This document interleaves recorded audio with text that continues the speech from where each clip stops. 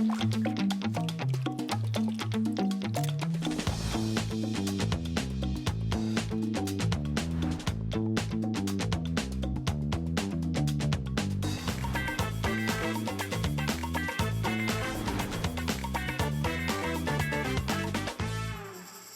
tal? ¿Cómo le va?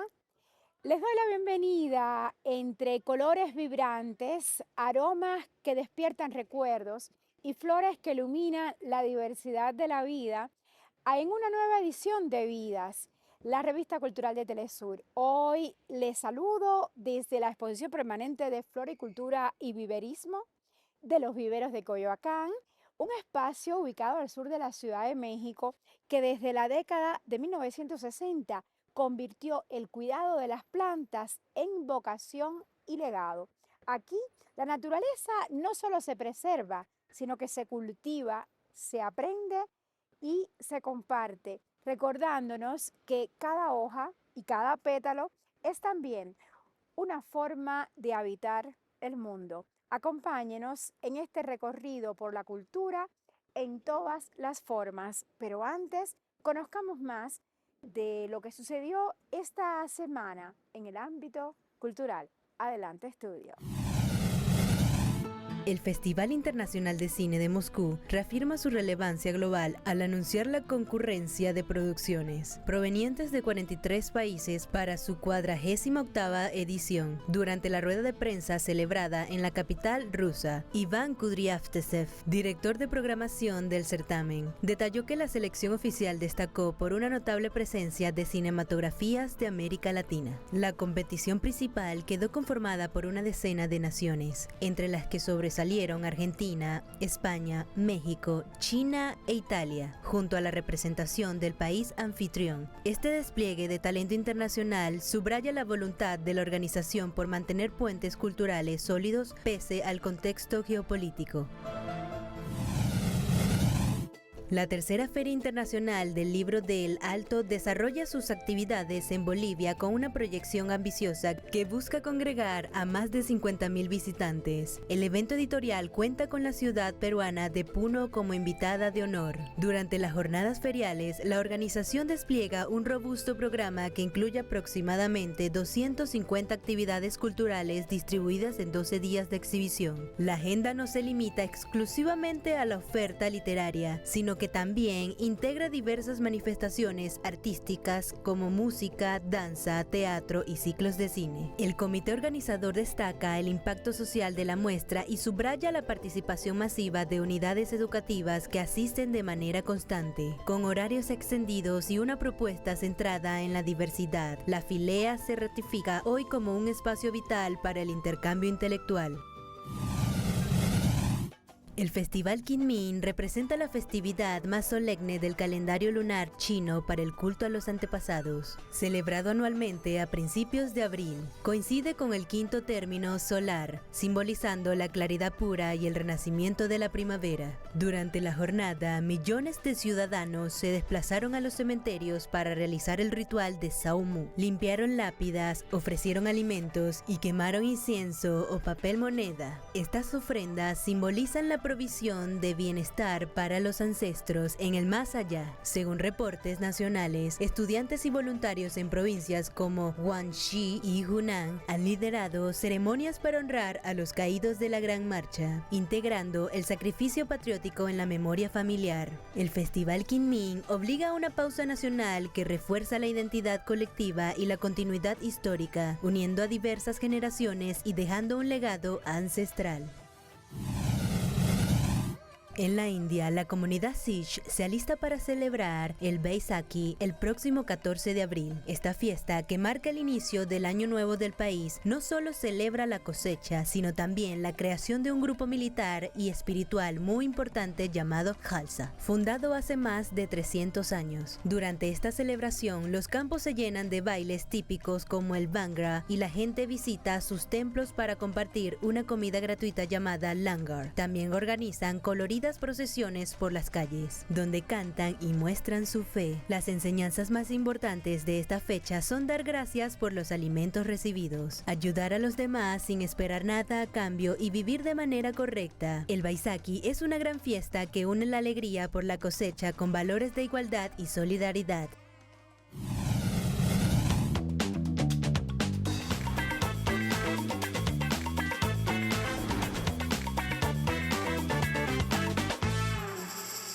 En Vidas estamos convencidos de que leer no solo nos entretiene, sino que también nos transforma, nos permite viajar sin movernos y descubrir territorios que a veces ni sabíamos que existían dentro de nosotros. Y esa es la reflexión que nos queda al leer los títulos que hoy les traigo, ambos de Ediciones Era. El primero se titula El arte y lo sagrado y fue compilado por Daniel Goldin. Se trata de una obra que reúne ensayos en diálogo con el pensamiento de Juan García Ponce, donde el arte contemporáneo se enfrenta con lo sagrado a través de voces fundamentales como Rufino Tamayo, Friedrich Nietzsche o George Bataille. La segunda recomendación es Nostalgia de la sombra de Eduardo Antonio Parra, una novela intensa y perturbadora que se adentra en la mente de un hombre marcado por la violencia y sus impulsos más oscuros, donde la crudeza y la poesía conviven en un entorno profundamente humano. En fin, dos libros que nos recuerdan que la literatura también es un espejo porque el arte se cuestiona y el alma se revela. Recuerden enviarnos sus impresiones de estos títulos a través de nuestras redes sociales. Estamos como @vidastelesur y @isatelesur en Instagram y en X. Bueno, esperamos su opinión respecto a estas recomendaciones.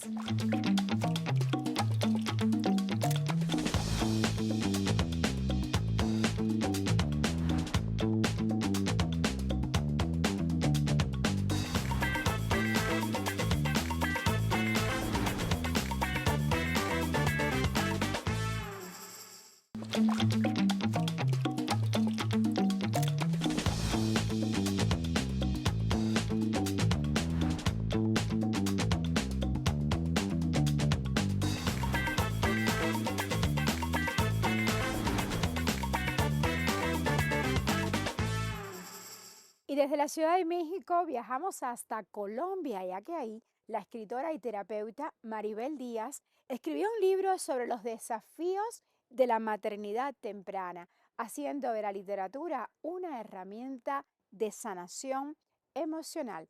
Conozcamos el trabajo de Maribel en la siguiente historia. Maribel Díaz es una escritora y terapeuta holística colombiana cuyo libro nació desde la experiencia más dolorosa de su vida. Actualmente me desempeño como terapeuta holística, también tengo formación como coach experta en relaciones, también conozco sobre el eneagrama, tengo formación en bio-neuroemoción y en eso es en lo que me desempeño actualmente y por supuesto también como escritora. Yo empecé a escribir el blog hace 5 años en donde abordo temas de crecimiento personal, sobre las terapias que le doy a las personas, sobre distintas herramientas como Ho'oponopono u otras herramientas y digamos que más que una novela, es un viaje de autodescubrimiento como madres o para las personas que de repente no tienen hijos, también pueden encontrar respuestas ahí sobre su propia historia. ¿Cómo nace el libro? En una noche oscura del alma, la noche que me entero que mi hijo había tenido una sobredosis en la cual casi pierde su vida y esa noche empecé a escribir pues como un desahogo, digámoslo así, y esa noche nació el libro y empecé a armar una serie de herramientas que le entrego a las personas para que caminen hacia la crianza consciente. Autora de Madre a los 16, Maribel Díaz convierte su historia en un viaje de autodescubrimiento. Su formación abarca el coaching, la biodescodificación y el eneagrama. Ella reconoce a sus hijos como sus grandes maestros, quienes les enseñaron a enfrentar los problemas que ellos mismos estaban viviendo. Empiezo primero por esa parte y luego empiezo a hacer un hilo de una historia en donde efectivamente comparto partes de mi historia, pero más que una autobiografía, lo que hago es tomar esa historia para extraer de ahí las experiencias más difíciles, cómo las superé. Entonces abordo temas muy complejos como el abuso sexual, como el consumo de drogas, como dificultades con la salud mental, porque todo eso lo tuve que enfrentar durante la crianza, de manera que tuve que aprender y ellos fueron mis maestros para poder darle la talla a los problemas que ellos estaban enfrentando. Con una honestidad conmovedora, Maribel relata los inicios de su historia como madre a los 16 años, en un entorno de tabúes y miedos. Este origen, marcado por el miedo y la resiliencia, definió su camino. Su lado más humano emerge a relatar el difícil proceso de escribir el capítulo final de su libro. Este acto de valentía revela a una mujer que, incluso desde su rol de terapeuta, se enfrenta al dolor familiar y lo transforma en el punto cumbre de su obra para visibilizar estas realidades. En el último capítulo del libro, que es el número 25, hablo de lo que es dificultades con la salud mental y cómo enfrentar esas dificultades. Pero eso fue como el capítulo cumbre, que lo escribo cuando yo escribí 3 veces este libro para que estuviese bien escrito, y cuando estaba en la tercera vez que lo escribí, estaba reescribiendo el 25 y como que no salía, hasta que entré en estado de presencia y dije, bueno, espérese, de verdad qué es lo que yo tengo que abordar acá, y me di cuenta que lo que tenía que abordar era lo último que había sucedido con mi hija, que era una hospitalización. La sensibilidad de Maribel se refleja en el cuidado con el que expone su vida. Al escribir sobre episodios tan íntimos, reconoce que todavía se mueve fibras y que recordar es difícil. Respecto a cómo pues fue como toda la experiencia o lo que es exponer como partes importantes o sensibles de mi vida, digamos que en un principio no fue fácil, y a veces cuando hablo de ciertos temas, por ejemplo ahorita cuando te estaba comentando sobre lo que pasó con mi hija, no, pues todavía se mueven fibras, porque recordar, claro, es difícil, pero pues yo les pedí permiso, digamos. Bueno, honestamente le pedí permiso a mi hija porque habían cosas, ella es muy diferente a mi hijo, y le dije, revisa los capítulos donde menciono tales y tales cosas para que tú me des el permiso. Por ejemplo, una lectora que tiene un hijo como de 10 años me decía, oye, si me sirvió para el tema de la crianza, pues está muy bien, tal, pero mira que me ayudó para entender cosas con mi mamá. Entonces el hecho de que de verdad cause un impacto, uy no, eso de verdad me llena, o sea, me siento demasiado bien. Maribel Díaz encarna la valentía de transformar el dolor en propósito. Su historia no es solo la de una madre que enfrentó la adversidad, sino la de una mujer que convirtió sus heridas más profundas en un faro para otros.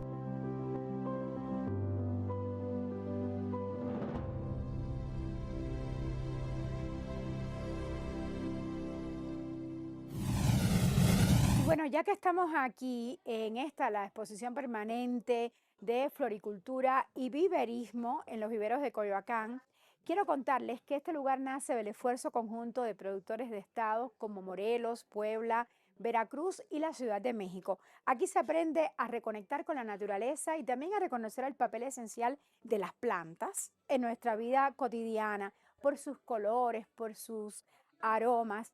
Y bueno, la idea que se siembra es poderosa porque la podemos trasladar a nuestros hogares comprando estas plantitas.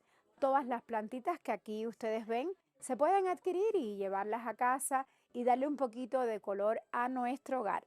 Dicho esto, les propongo hacer una breve pausa, pero no se vaya, que aún queda mucho más por descubrir en Vidas.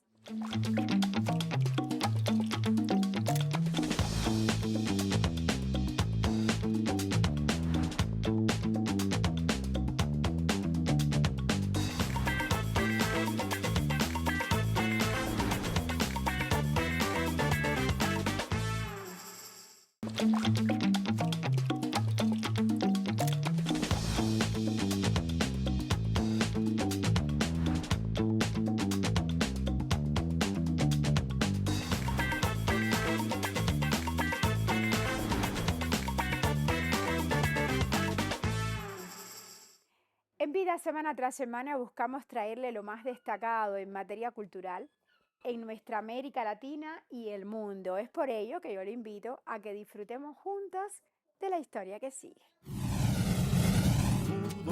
Hay voces que no solo cantan, sino que resguardan la memoria y la identidad de un pueblo.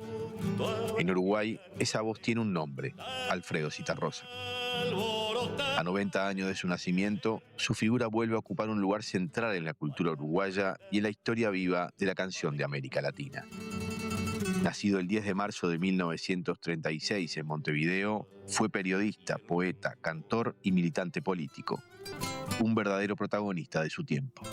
Dice mi pueblo que puede tener en su mano de obrero el destino y que no haya divino ni rey que le puedan marcar el camino que va a recorrer.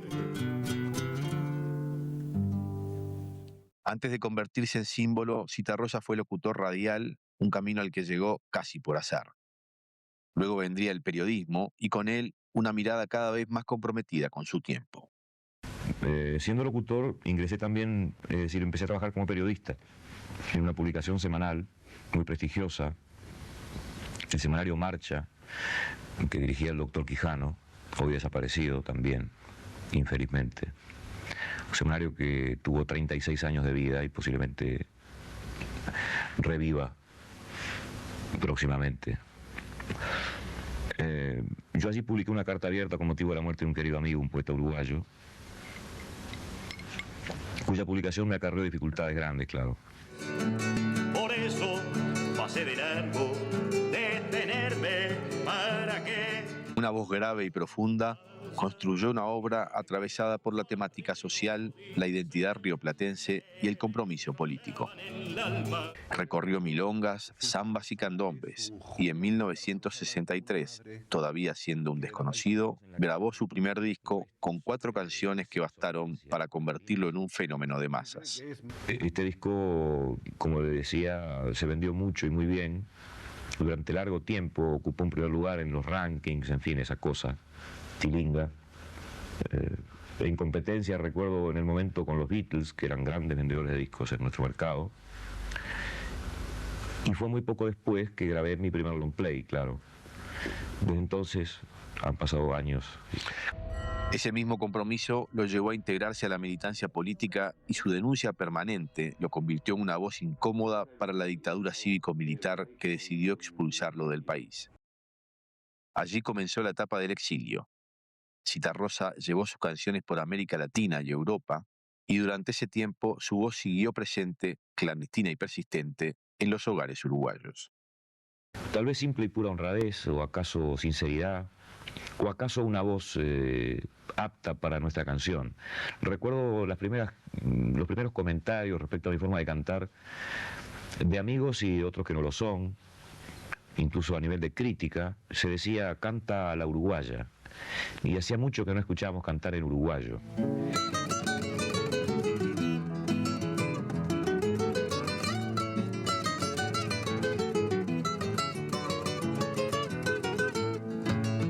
Pobre mi tierra querida, tan rigoreada en invierno, cuando el sol se pone enfermo y parece que la olvida. Sus canciones se volvieron patrimonio y su voz la de un país entero. Algunas resisten hoy aún el análisis, mi análisis. Violín de Becho, Adagio en mi país, Milonga Madre, Doña Soledad. Por ser canciones, es decir, por ser sólidas, tener una madurez o no sé qué vertebración interior que les permite sobrevivir. Más allá del tiempo transcurrido, más allá de que las he cantado cientos de veces, todavía hoy al cantarlas vuelvo a sentir el primer estado, aquella primera vibración que les dio origen. En 1984 regresó del exilio.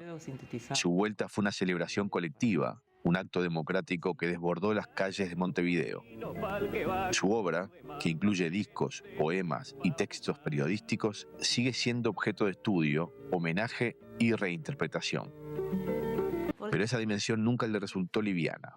Quienes lo conocieron recuerdan que asumía ese lugar con una enorme exigencia personal. Yo no fui muy consciente de chica, empecé como a darme cuenta más grande que era una persona muy importante, muy significativa, muy simbólica también. Es como el cantor uruguayo por excelencia.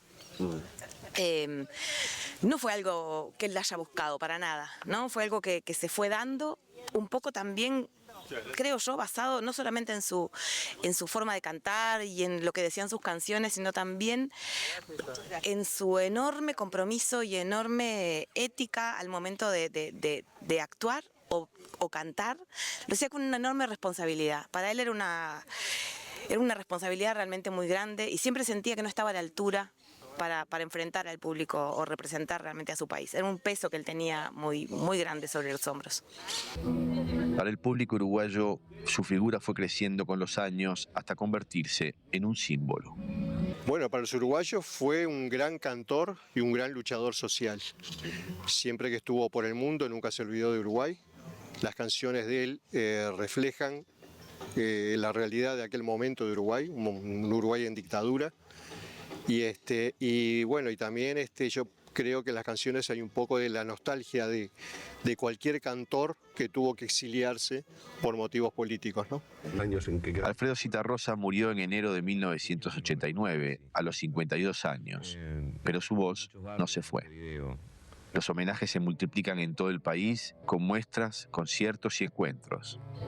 A 90 años de su nacimiento, la voz de Zitarrosa sigue viva, diciendo y cantando lo mejor de los uruguayos. Mateo Grille, Telesur, Montevideo, Uruguay.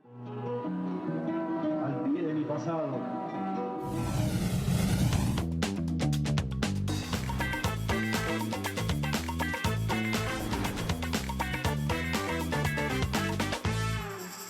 Aprovechando que estamos en los viveros de Coyoacán, les quiero mostrar estas macetas que a mí me gustan mucho porque están adornadas, trabajadas, elaboradas con la técnica de la talavera del estado de Guanajuato. Disfruten también de los colores, de todo lo que se puede hacer con la talavera.